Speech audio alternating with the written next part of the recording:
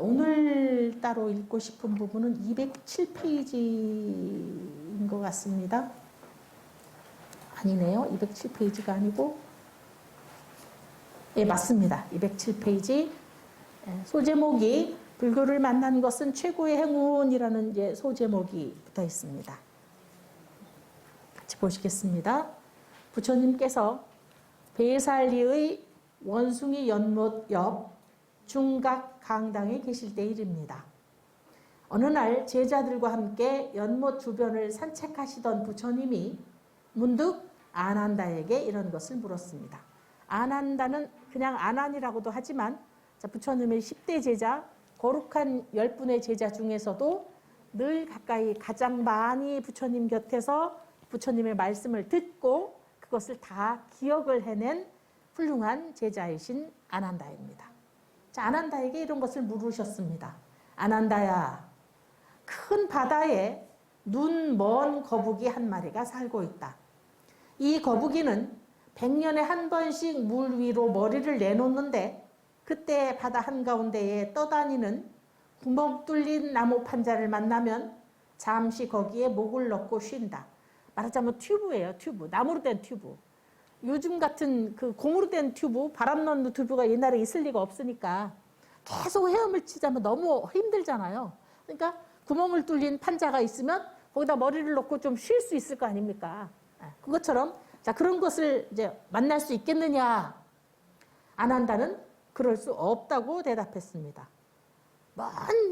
큰 바다에서 눈먼 거북이야. 눈 있는 거북이면 혹시라도 떴다가 판자가 보이면 얼른 쫓아가가지고 여기 구멍이 뚫렸네?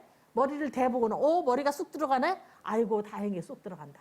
하고는 할 수 있지만 게다가 눈까지 먼 거북이가 설사 뭐를 던져줘도 만나기가 어려워. 던져줘. 얘다 여기 있다 이거 갖고 쉬어라. 막 저기 수영장에서 빠져서 허우적거리면 튜브를 던져주잖아요.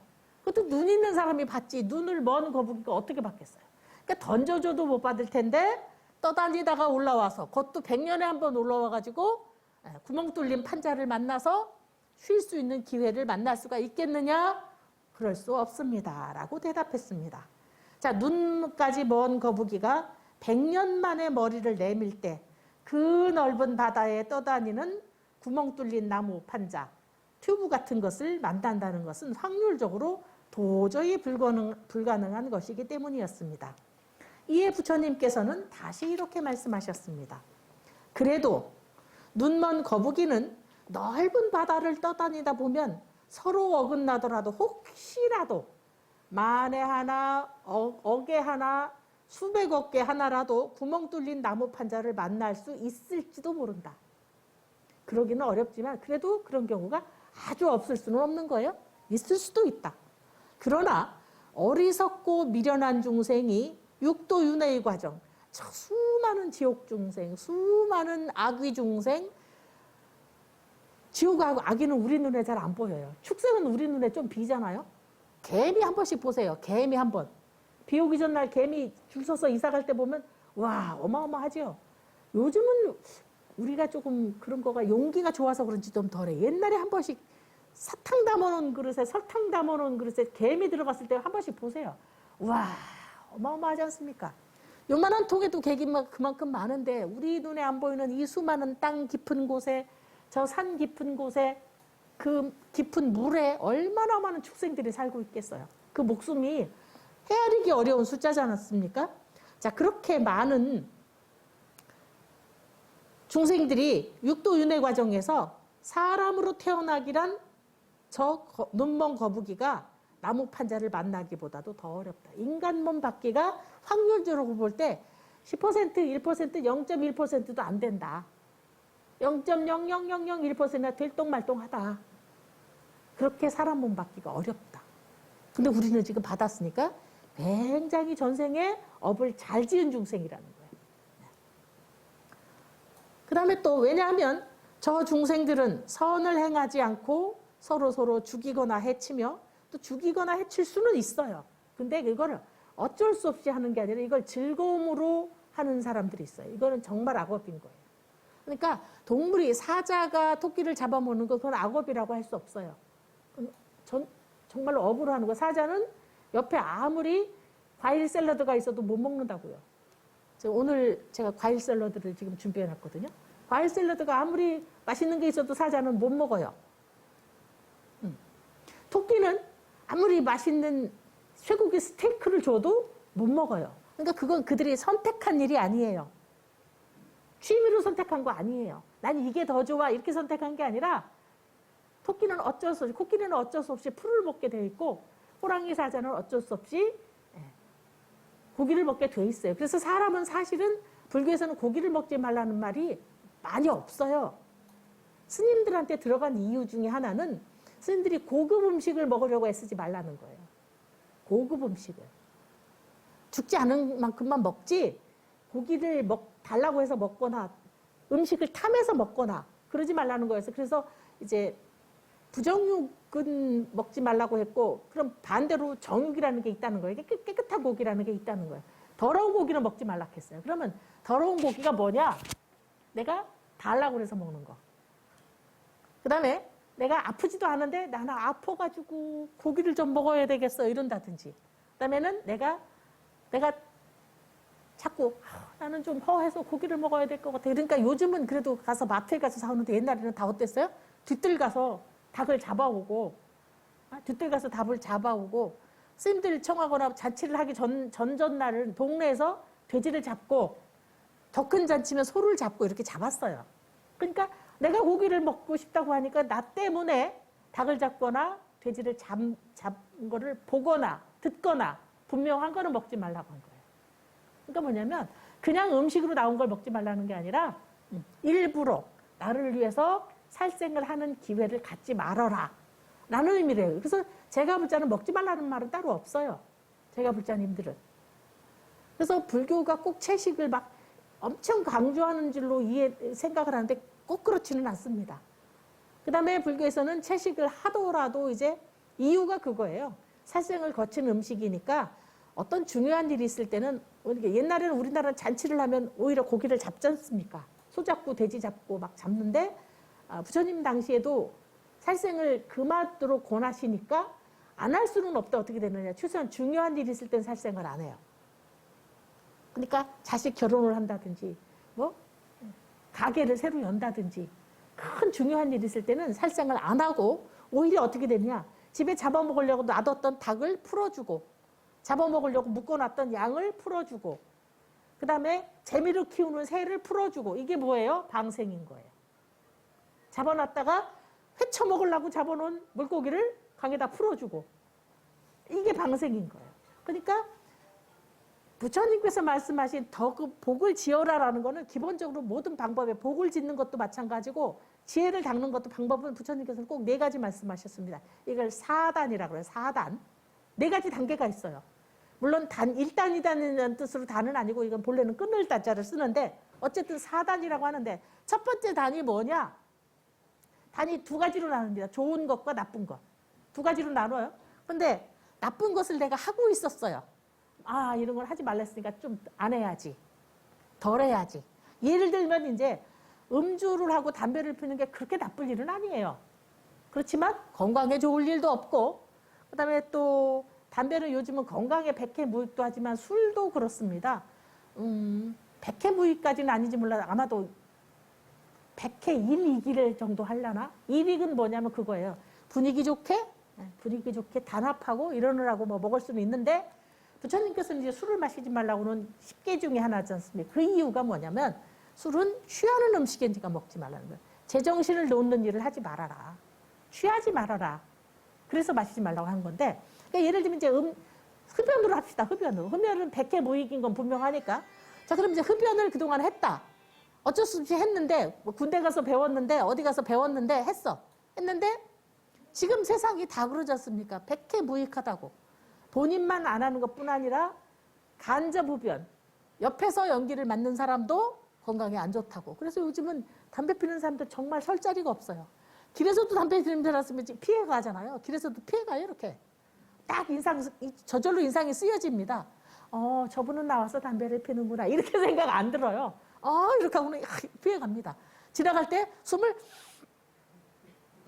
그러고 나서 저기 가서 후 하고 쉽니다. 이 백해무익이거든요. 그럼 뭐냐면 나쁘다는 걸 알았으니까 아 끊어야지 하는 거가 그겁니다.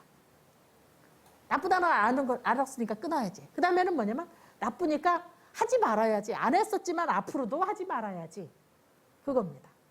그 다음에 이제 좋은 겁니다. 좋은 거면 여러 가지가 있을 수 있지만 예를 들면 이제 여러분들 불교적으로 말하자면 이제 법회날 공양을 올린다든지 와서 기도를 하신다든지 도량 청소를 하신다든지 이런 게 다 좋은 일이지 않습니까? 그럼 뭐냐면 좋은 일을 내가 그동안 했어. 했으면 뭐야? 이제 더 잘해야지. 더 잘해야지. 더 열심히 해야지. 그러면은 좋은 줄은 아는데 나는 안 했어 그동안. 뭐 돈도 그런 돈이 없는 것 같기도 하고 그다음에 뭐 절에 다른 분들도 있는 것 같은데 뭐 내가 혼자 뭐 중불나게 자꾸 쫓아가서 뭘 하겠다고 하겠어? 그래서 어쩐지 왠지 시작을 못 하고 있었던 게 있는 거예요. 그러면 시작을 안 하던 거면 이번에는 시작을 해야지. 이번 달부터는 해야지. 그거예요. 모든 일에 이렇게 나쁜 거는 하던 거를 줄이는 거, 안 하는 거. 시작을 또 안 한 거면 앞으로도 절대도 하지 않는 거. 좋은 일을 하던 일이면 더 잘하는 거, 더 열심히 하는 거. 시작을 안 했으면 모쪼록 시작을 해서 하는 거. 그렇게 해나가는 건데 자 여기서 서로 죽이거나 해치며가 바로 그겁니다. 그들은 즐거움으로 누려서 뭔가를 죽이거나 잡는다면 그거는 정말 악업이에요. 왜냐하면 저 중생들은 선을 행하지 않고 서로 죽이거나 해치며 강한 자는 약한 자를 해쳐서 한량없는 악업을 짓기 때문이니라. 그러므로 배구들이여 너희들은 사람으로 태어났을 때 내가 가르친 네 가지 진리가 뭐겠어요? 옆에 써있기도 하네요. 한문으로. 자, 사성제, 고진멸도 사성제입니다. 따라서 해보십니다. 고진멸도 사성제. 한 번 더 고진멸도 사성제. 꼭 하면서 3-4번 합니다. 고진멸도 사성제. 부처님의 가르침의 핵심은 고진멸도 사성제예요. 내용에 관해서는 불교 입문반에서도 했고 여러 번 했는데 앞으로도 할 기회가 많으므로 오늘은 그냥 이 설명을 또 하지는 않고 넘어가겠습니다. 사성제를 부지런히 닦으라. 만약 아직 알지 못하였다면 불꽃 같은 치열함으로 배우기를 힘써야 한다. 그래서 첫 번째가 지금 사람 몸 받기가 굉장히 어렵다는 얘기였어요. 그다음에 두 번째는 이제 세 가지 일을 합니다. 옛날에는 그런 말이 별로 있었는데 요즘도 있기는 있습니다. 아무래도 이 세계는 이전에 비해서 몇십 년 전, 몇백 년 전에 비해서는 많이 나아졌습니다. 남녀 불평등이 남존여비가 심했지요. 네. 그래서 5, 60년 전에 따님을 낳은 분들은 울고 아드님을 낳은 분들은 아들 낳았다고 막 뻐기고 신나고 이랬는데 그 말이 한 30년 전쯤 지나니까 어떻게 됐어요? 아들 낳은 사람은 비행기를 탄다더라. 딸 낳은 사람은 비행기를 탄다더라. 아들 낳은 사람은 버스를 탄다더라. 그 다음에 또 뭐 요즘은 뭐예요? 아들만 있는 사람은 불쌍하다더라. 뭐 이런 걸 하는데 비유인데 아들만 있는 분들도 관계가 좋으면 딸 노릇하는 아들이 있고 딸만 낳은 집도 아들 노릇하는 딸도 있고 여러 가지가 있는 것 같아요. 그런데 어쨌든 종교계에서는 특히 그렇습니다. 아직까지도 가장 남존여비라고 해야 될까요? 남녀차별이 큰 곳이 바로 종교계입니다. 종교계예요. 그래서 여자 신부님들 없잖아요. 여자 신부님 없어요. 어쩌다 있지만 그거는 로만 카톨릭이 아닙니다. 말하자면 요즘 신흥 어떤 계파예요. 신부는 남자입니다. 수녀는 여자입니다. 보통 우리를 신부하고 수녀에 비교하는 수가 있어요. 왜냐하면 독신 수행자다 이런 의미로 비구 스님은 신부에 비유를 하고 우리는 수녀에다 비유를 하는데 우리는 비구, 비구니 똑같아요.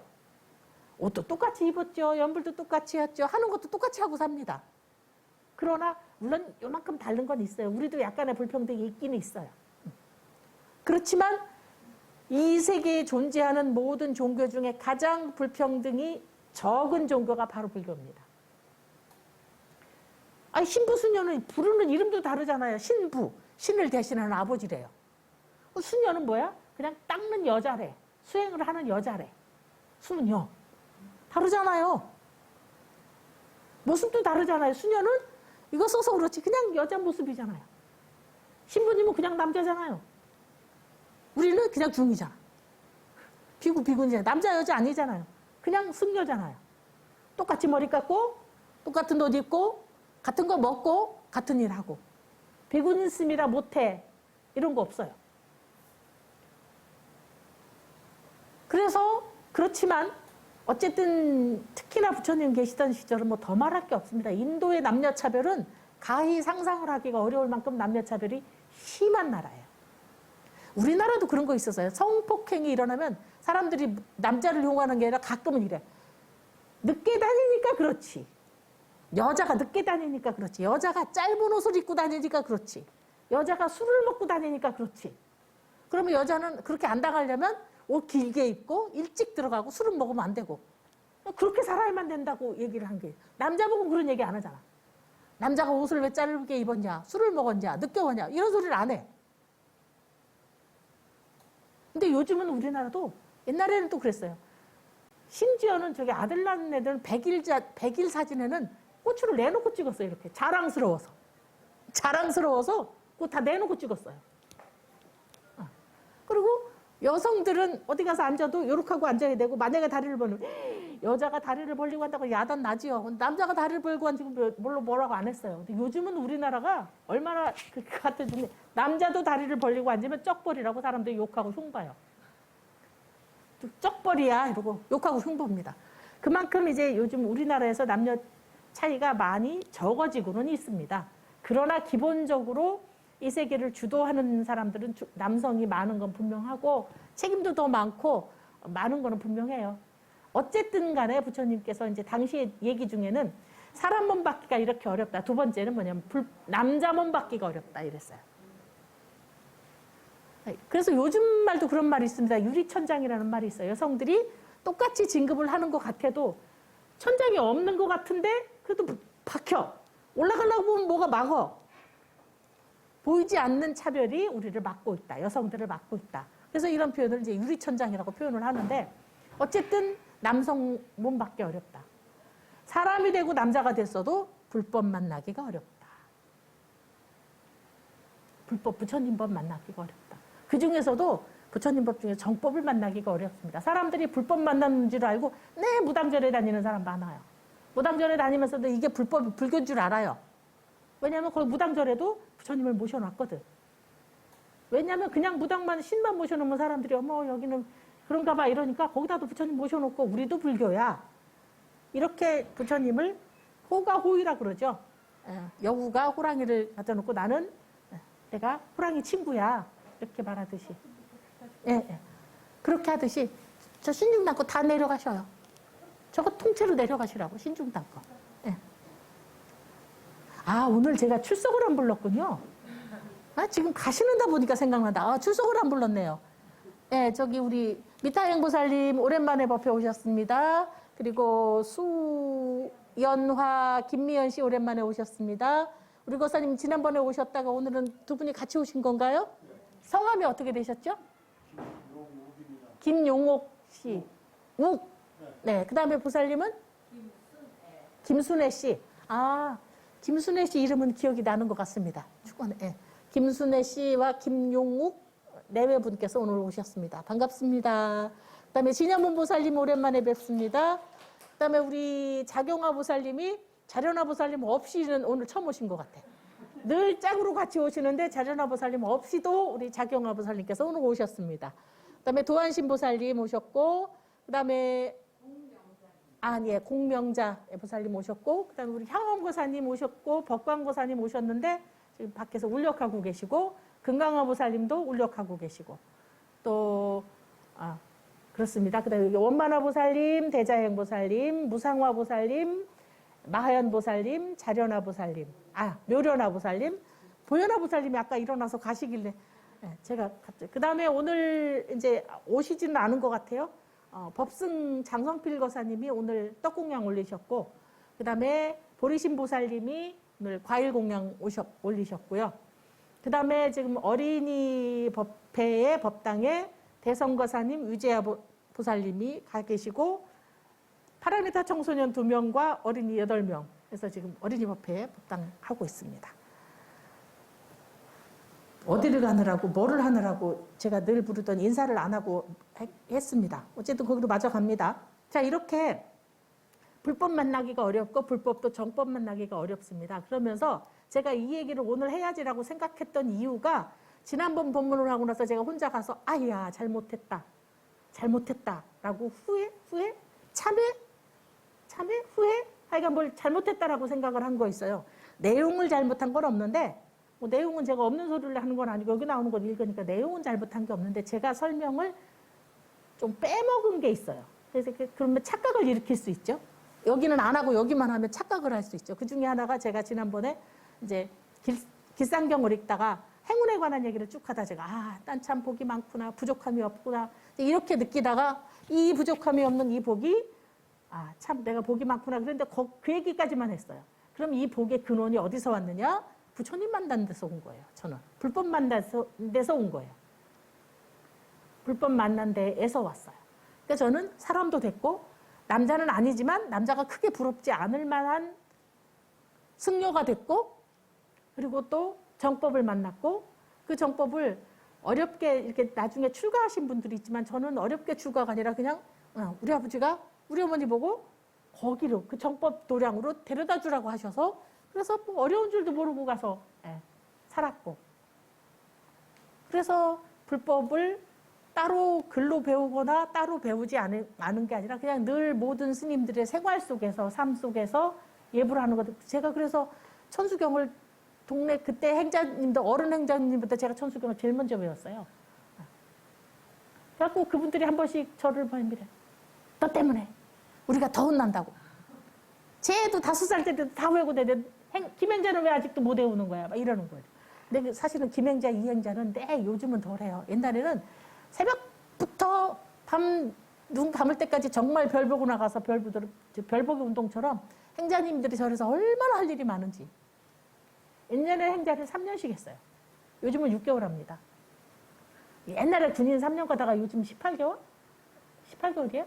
그런 거랑 비슷한 거죠. 그러니까 사실은 행자님들 옛날에 외울 시간도 별로 없어요. 불 떼고 빨래하고 청소하고 빨래가 세탁기가 안 하지 않습니까? 옛날에는 뭐예요? 두드리고 삶고 풀하고 다시 두드리고 그렇게 했으니까 얼마나 할 일이 많았겠어요.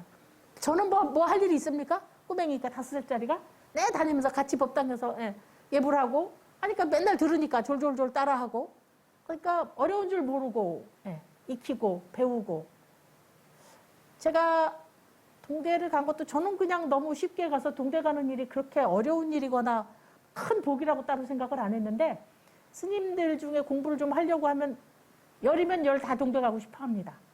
동대가 뭐 특별히 훌륭한 건 아닌데 그래도 어쨌든 대한민국에서 불교학을 하려고 그러면 동대 가야 됩니다.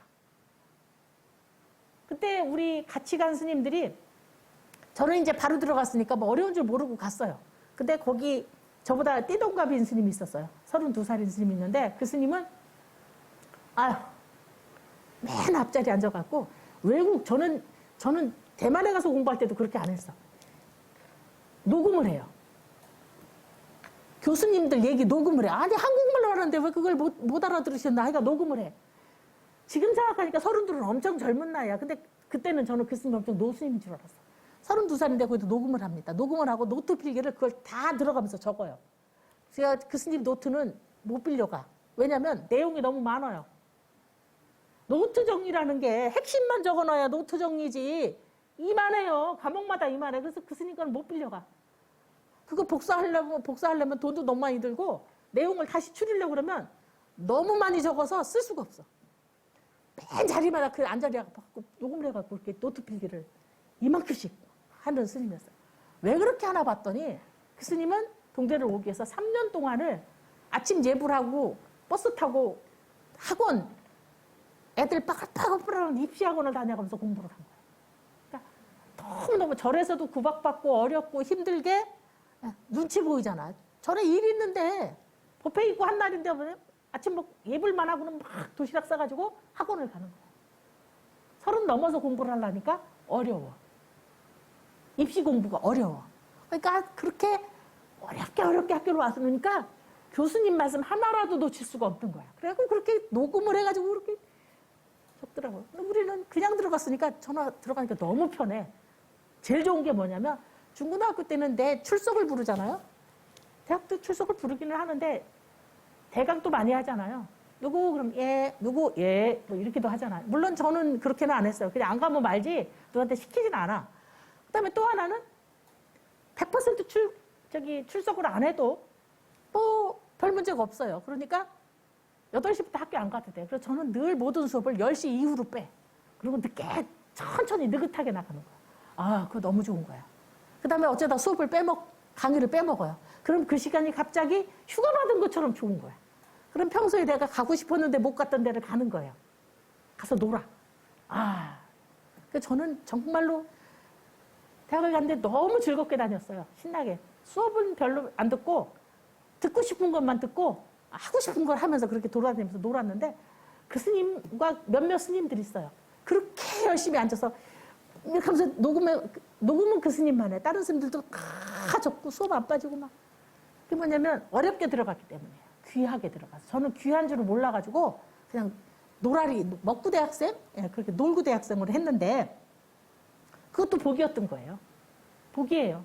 그렇게 어렵지 않게 들어갈 수 있었고 다녔고 그 다음에 등등인데 그런 복들이 그래서 제가 이러고 보니까 저는 부족함이 없이 복이 많은 것 같아요. 그러니 복 많은 사람 옆에 있으면 얼찡거리면 복을 나눠받으니 이렇게 했는데 그게 저한테서 제 복이 아니라 제가 부처님 백으로 얻은 복이라는 거예요. 부처님의 복은 세세생성 쓰고도 남아요. 부처님 복은. 세상 어떤 사람이 돌아가신 지가 2600년이 넘었는데도 탄생일날 다 모여가지고 축하를 하고 공양을 올리고 그렇게 하느냐고요. 그래서 부처님이 닦으신 지혜와 복은 한량 없기 때문에 그 공덕도 그 복덕도 한량 없어서 우리가 그 복을 같이 누리는 거예요. 저는 이제 전문으로 부처님 제자로 이렇게 하고 사니까 더 많이 누리는 거고 여러분들도 여러분들 신심껏 기도를 하시는 이유가 그 복을 누리고자 함입니다. 그래서 우리들이 이미 불법을 만난 것만으로도 굉장히 행운이고 복이 많은 사람들인데다가 또 정법을 만나서 여러분께서 더 열심히 복과 지혜를 닦아 나가시면 그 복이 한량 없음을 우리 부처님께서 여기에 경전에서 말씀을 하셨습니다. 따로 질문 있으신가요? 없으면